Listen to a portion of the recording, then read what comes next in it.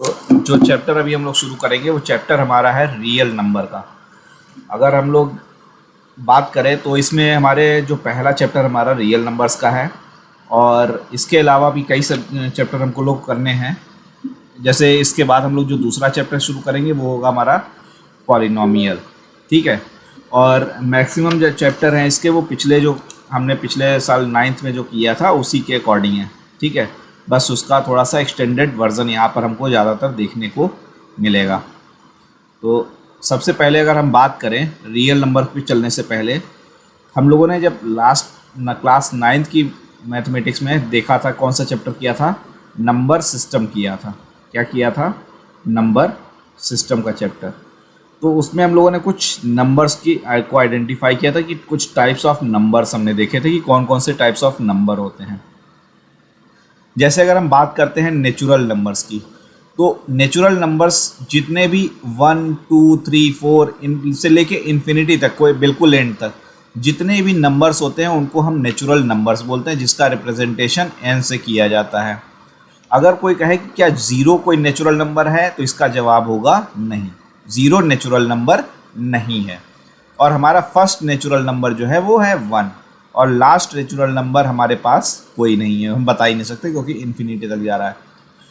इसी अगर natural number में हम इंक्लूड कर ले किसको? ज़ीरो को, तो वो नंबर हमारे बन जाते हैं क्या? Whole number. यानी कि अगर हम होल नंबर की बात करें तो होल नंबर इक्वल्स टू क्या हो जाएगा? ज़ीरो। जितने भी नेचुरल नंबर हैं वो भी उसमें शामिल हो जाएंगे, उतने शामिल हो जाएंगे, ठीक है। अब तरीके से हमारे एक थे नेचुरल नंबर, दूसरा था हमारा होल नंबर। इसी तरीके से अगर हम निगेटिव, ज़ीरो और पॉजिटिव सभी नंबर्स को अगर इंक्लूड कर लेते हैं तो वो हमारे क्या कहलाते थे? इंटीजर्स कहलाते थे। क्या कहलाते थे? हमारे इंटीजर्स। और इनको हम किससे रिप्रेजेंट कर रहे थे? z से रिप्रेजेंट कर रहे थे। अगर हम देखें तो हम एक और नंबर की बात किए हुए थे। कौन सा नंबर था हमारा? Rational number. वो कौन सा नंबर था हमारा? Rational number. अगर हम रेशनल नंबर की बात करें तो जो नंबर हमारा किस फॉर्म में रहता है? p/q के फॉर्म में रहता है, वो हमारे क्या थे? रेशनल नंबर, जहाँ पे p और q हमारे क्या थे? इंटीजर थे, और q नॉट इक्वल्स टू क्या था? ज़ीरो। तो ये हमारा क्या कहलाता था? Rational number. यहाँ तक की कहानी हम लोगों ने क्या की थी? लास्ट ईयर क्लास 9th के अपने सब्जेक्ट में किया था। यहाँ से अभी जो हमारा नया चैप्टर स्टार्ट होता है वो हमारा चैप्टर है रियल नंबर्स। Real numbers.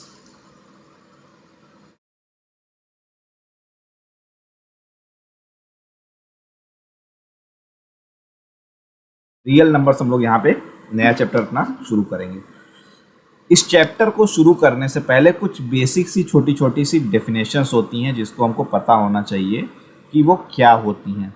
जैसे सबसे पहली चीज़ है कि एल्गोरिदम। एल्गोरिदम क्या होता है? एल्गोरिदम क्या होता है? दूसरी चीज लेमा क्या होता है? लेमा क्या होता है? देखो, अगर मान लो तुम यहाँ खड़े हुए हो, ठीक है, और तुमको यहाँ तक पहुँचना है, इस पोजीशन तक पहुँचना है। तुम यहाँ पे खड़े हुए हो और तुम यहाँ पे पहुँचना है, तो ये तुम्हारा क्या हुआ? इनिशियल पॉइंट हुआ। ये तुम्हारा क्या है? रिजल्ट है, या फिर कह लो तुम्हारा सल्यूशन है, ठीक है। या तो तुम पहले यहाँ से यहाँ चले जाओ, फिर मान लो तुम यहाँ से इधर जाते हो, फिर यहाँ से यहाँ जा रहे हो, फिर इधर आ गए, फिर अल्टीमेटली तुम यहाँ तक पहुँच जाते हो अपने रिजल्ट या सल्यूशन तक। तो मतलब यहाँ से चलकर अपने सल्यूशन तक पहुँचने में तुमने क्या किए? कई सारे स्टेप्स को फॉलो किया, कई सारे स्टेप्स को तुमने फॉलो किया। तो यही जो स्टेप्स तुम फॉलो कर रहे हो, यही जो स्टेप्स फॉलो कर रहे हो अपने रिजल्ट या सॉल्यूशन तक पहुंचने के लिए, वही हमारे क्या होते हैं? वही हमारे होते हैं एल्गोरिदम। वही हमारे क्या होते हैं? एल्गोरिदम। अगर कोई कहे कि एल्गोरिदम को कैसे डिफाइन किया जा सकता है, तो हम कह सकते हैं कि algorithm is an algorithm is a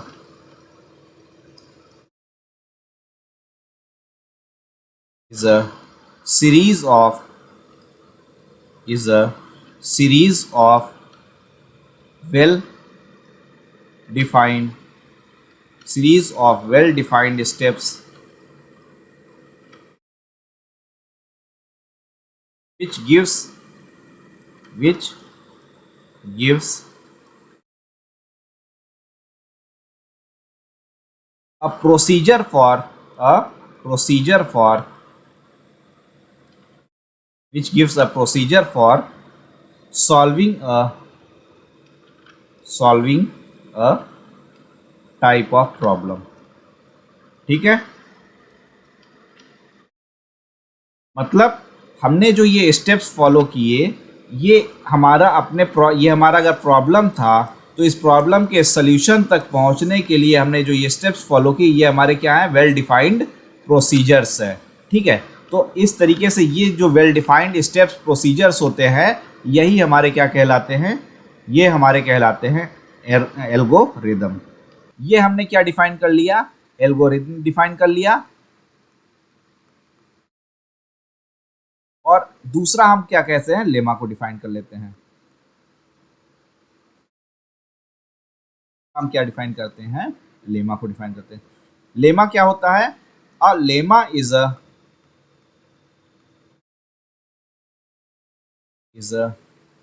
proven statement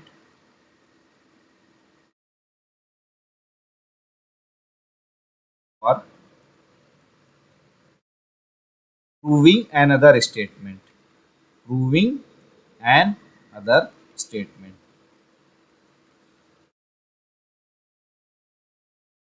ठीक है, एक अगर कोई प्रूवन स्टेटमेंट है तो उसकी हेल्प लेकर अगर हम कोई नया स्टेटमेंट प्रूव कर रहे हैं, तो वो जो प्रूवन स्टेटमेंट होता है उसको हम क्या बोलते हैं, लेमा बोलते हैं। ठीक है, तो ये एक दो बेसिक सी डेफिनेशंस होती हैं। जैसे कि हम जब ट्रायंगल पढ़ रहे थे, क्वाड्रिलेटरल पढ़ रहे थे, राइट लाइन एंड एंगल्स पढ़े थे, तो लाइन एंड एंगल्स की जो थ्योरम्स थी, जो ट्रायंगल्स की थ्योरम्स थी, उसको हम डायरेक्ट यूज कर रहे थे। कहाँ पर, क्वाड्रिलेटरल में कर रहे थे। तो वो लाइन एंड एंगल और ट्रायंगल की जो थ्योरम्स थी, हम जिसको डायरेक्ट यूज कर रहे थे एक एज अ स्टेटमेंट क्वाड्रिलेटरल में, तो वो अपने आप में क्या होंगी, वो थ्योरम अपने आप में क्या होंगी, एक लेमा होंगी। ठीक है, तो ये हमारी एक कुछ बेसिक सी डेफिनेशंस होती हैं।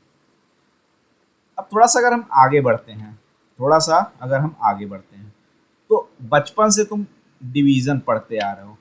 क्या पढ़ते आ रहे हो, डिवीजन पढ़ते हुए आ रहे हो। ठीक है, जैसे अगर मुझे 20 में डिवाइड करना है, किससे, 4 से, तो मैं 4 5 ज़ा 20 हो गया, और ये हमारा क्या आ गया, 0। यहीं पे अगर मैं कह दूँ 23 को मुझे 5 से डिवाइड करना है, तो ये मेरा हो गया 4 20, और ये हो गया क्या, 3। तो अब ये 4 हमारा क्या है, 4 हमारा क्या है, क्वोशंट है। 3 हमारा क्या है, रिमाइंडर है। 3 हमारा क्या है, रिमाइंडर है। 23 हमारा क्या है, डिविडेंड है। 5 हमारा क्या है, डिवीजर है। 5 हमारा क्या है, डिवीजर है। तो अगर मैं यहाँ पर इस तरीके से बात करूं, तो ये तुम्हारा क्या हुआ, अंदर में तुम्हारा क्या है, डिविडेंड है। और बेसिक से हम चल रहे हैं, ये क्या है हमारा, डिवीजर है।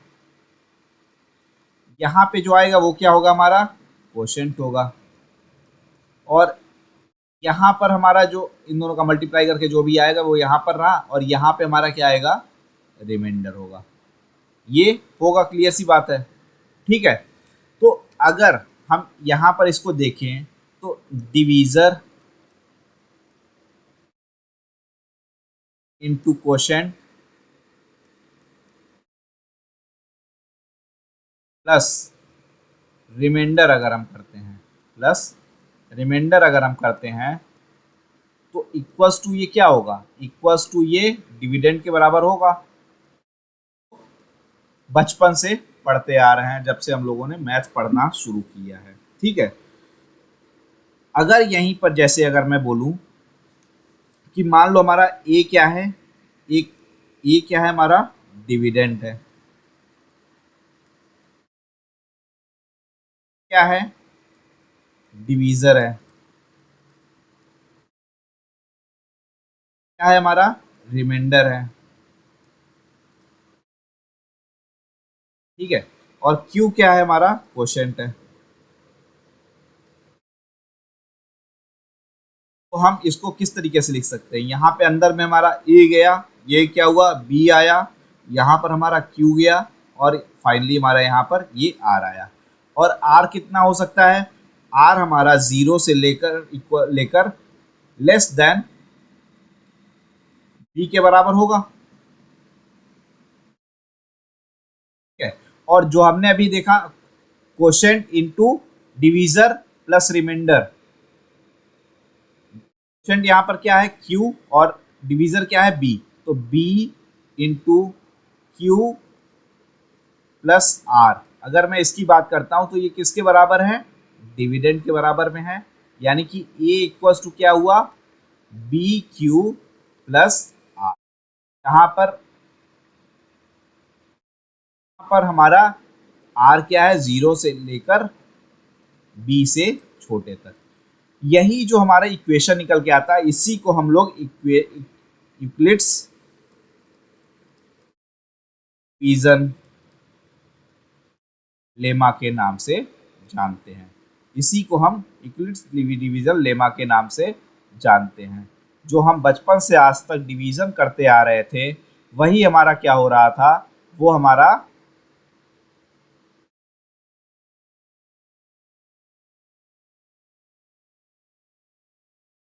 हमारा क्या है, इक्विलिट्स डिवीजन लेमा, कुछ और अलग से वो चीज नहीं होती है, ठीक है। यहीं पर जैसे अगर मैं एक क्वेश्चन तुम्हें बोलूं, अगर मैं एक क्वेश्चन बोलूं, a number when divided by 73,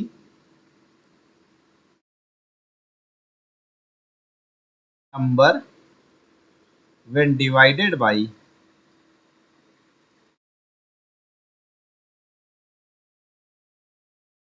23 gives 54 as quotient, as quotient, and 23 as 23 as remainder,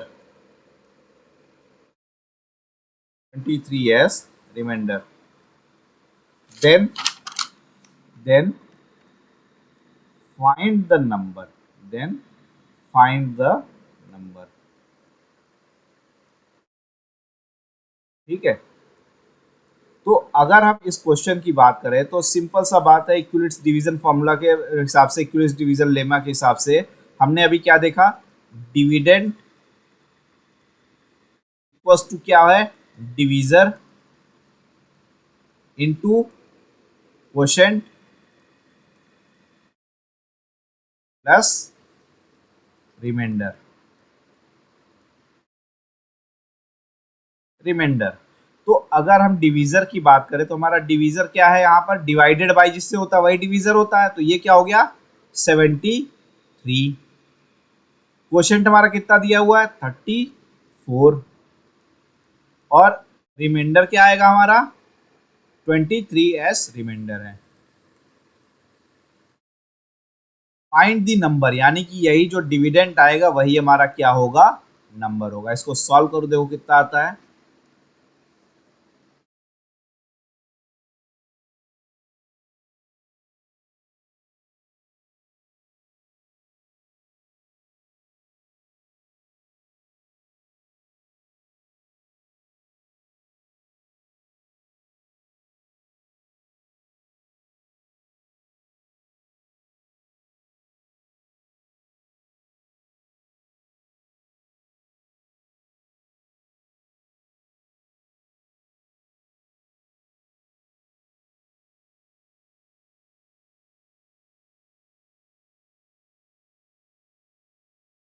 फिर से देखो तो